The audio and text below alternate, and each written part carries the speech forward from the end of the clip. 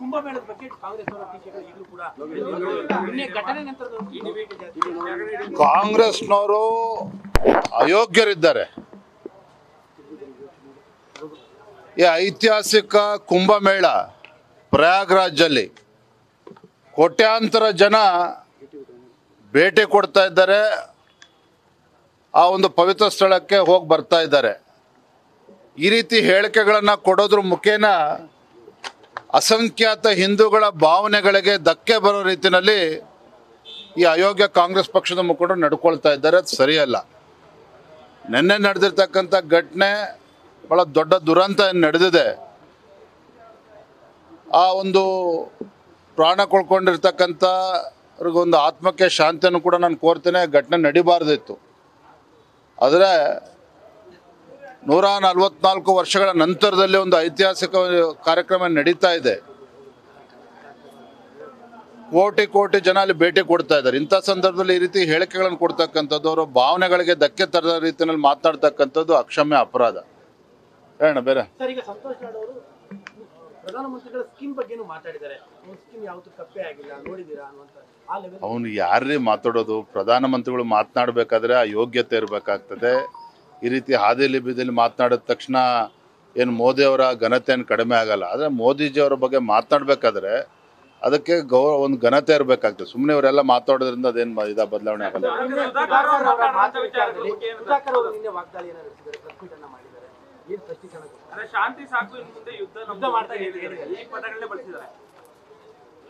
ಸುಧಾಕರ್ ಅವರ ಬಾಯಲ್ಲಿ ಪದಗಳನ್ನು ನೋಡಿದಾಗ ನನಗೆ ಆಶ್ಚರ್ಯ ಆಗ್ತದೆ. ಚುನಾವಣೆ ಪ್ರಕ್ರಿಯೆ ಯಾವ ರೀತಿ ನಡೆದಿದೆ, BJPಯ ಸಂಘಟನಾ ಪರ್ವ ಕಳೆದ 4-5 ತಿಂಗಳಿಂದ ನಿರಂತರವಾಗಿ ನಡ್ಕೊಂಡು ಬಂದ ಇದೆ. ಮಂಡಲ ಅಧ್ಯಕ್ಷರ ಆಯ್ಕೆ ಮಾಡಬೇಕಾದ್ರೆ ಯಾವ ಪ್ರಕ್ರಿಯೆ ಇದೆ, ಜಿಲ್ಲೆಯ ಅಧ್ಯಕ್ಷರು ಮಾಡಬೇಕಾದ್ರೆ ಯಾವ ಪ್ರಕ್ರಿಯೆ ಇದೆ, ಮತ್ತು ಇದೆಲ್ಲವೂ ಕೂಡ ಕೇಂದ್ರದಿಂದ ಬಂದಿರತಕ್ಕಂಥದ್ದು. ವಿಜೇಂದ್ರ ತೀರ್ಮಾನ ಮಾಡಿಲ್ಲ.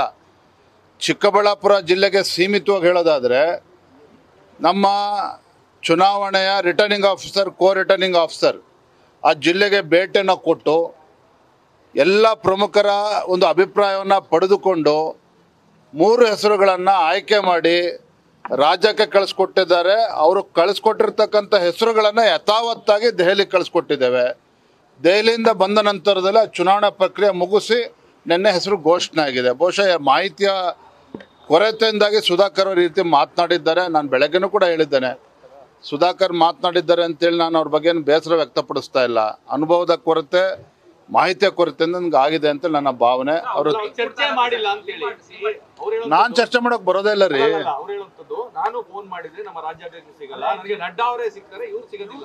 ಅವರು ನಾಯಕರಿದ್ದಾರೆ. ಸಹಜವಾಗಿ ನಾಯಕರುಗಳು, ರಾಷ್ಟ್ರೀಯ ನಾಯಕರು ಫೋನ್ ಮಾಡಿದಾಗ ಅಪಾಯಿಂಟ್ಮೆಂಟ್ ಕೊಡ್ತಾರೆ.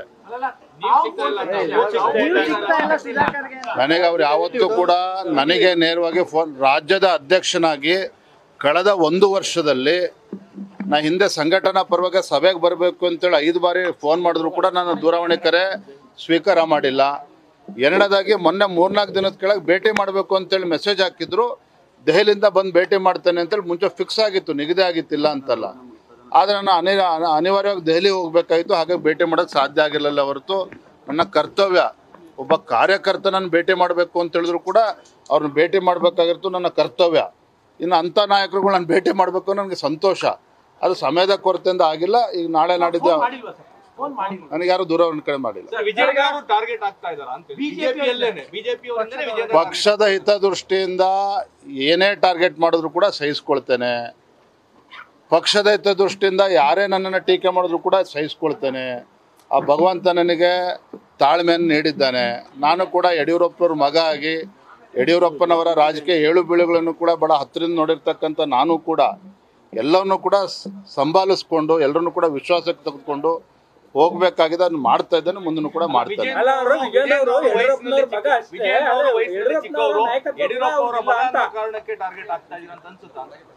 ಯಡಿಯೂರಪ್ಪನವ್ರ ಮಗ ಅನ್ನೋದಕ್ಕೆ ನನಗೆ ಹೆಮ್ಮೆ ಇದೆ.